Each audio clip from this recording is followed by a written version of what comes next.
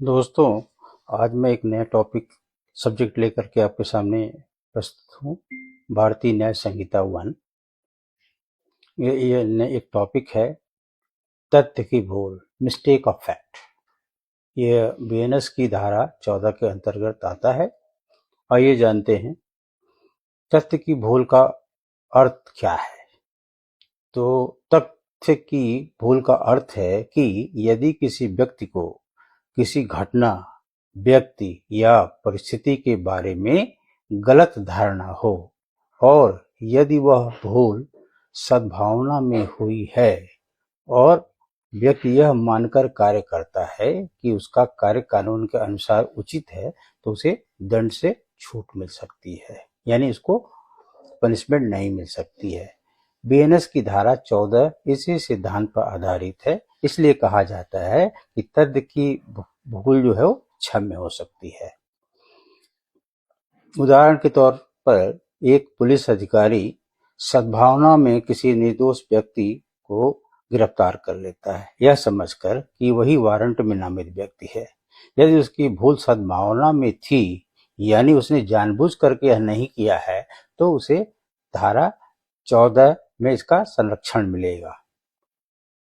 धारा 14 में इसका संरक्षण मिलेगा।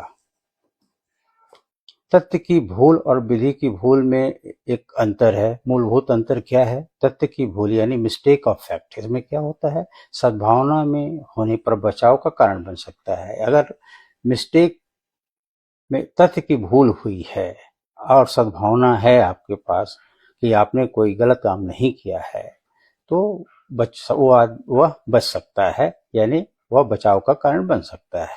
जबकि विधि की भूल, मिस्टेक ऑफ लॉ, किसी भी स्थिति में बचाव का कारण नहीं बन सकता। हर आदमी को, हर व्यक्ति को, जो नागरिक है, उसको अपने देश के कानून के बारे में अवश्य जानकारी होनी चाहिए। इसीलिए यदि विधि की भूल होती है तो उसे क्षमा नहीं किया जा सकता है, उसे प्रावधानों के अनुसार दंडित किया जा सकता है। इसी कारण विधि का एक प्रसिद्ध सिद्धांत है, इग्नोरेंस ऑफ फैक्ट में एक्सक्यूज। तथ्य की भूल तो क्षम्य हो सकती है, but ignorance of law is no excuse, यानी परंतु विधि की भूल कभी क्षम्य नहीं हो सकती है।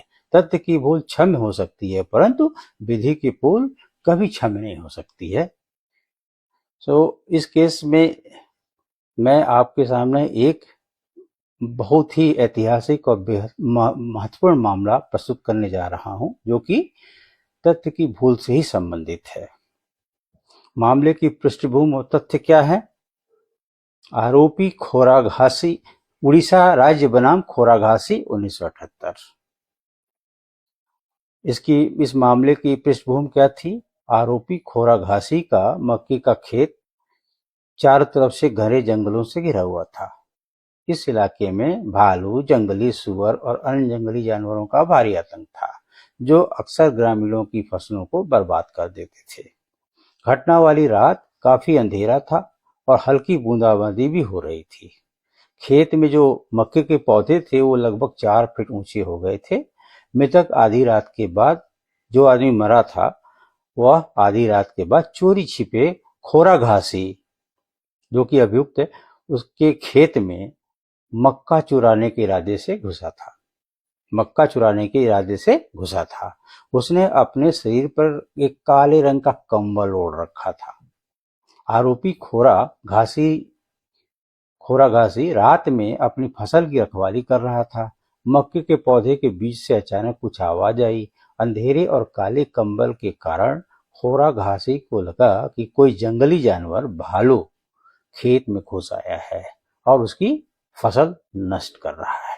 अपनी फसल को बचाने के लिए उसने बिना किसी दुर्भावना के उस दिशा में तीर चला दिया। वह तीर सीधे मृतक के पेट के दाहिने हिस्से में जा लगा। इसके करीब 2 घंटे बाद अस्पताल या इलाज के अभाव में उसकी मृत्यु हो गई। अब खोराघासी तो अभियुक्त हो गया। इस विवाद में उड़ीसा उच्च न्यायालय ने पाया कि आरोपी और मृतक के बीच पहले से कोई दुश्मनी या मनमुटाव नहीं था, इसलिए जानबूझकर तीर मारने का कोई कारण नहीं था खोरा घासी को। कोर्ट ने कहा कि ऐसी अंधेरी और डरावनी रात में जंगली जानवरों से घिरे इलाके में कोई भी सामान्य व्यक्ति मक्के के खेत में किसी इंसान की मौजूदगी की उम्मीद नहीं करेगा। मगर ऐसा संभव नहीं है।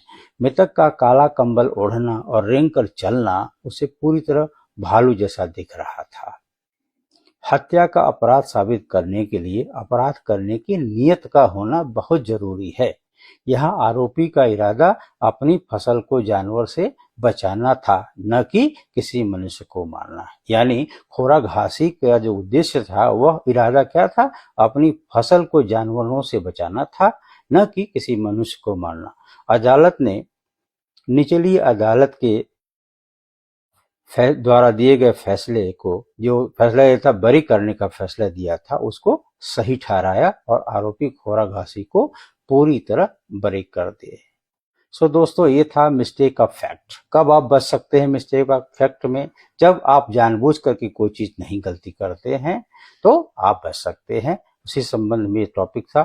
Thanks for watching this video.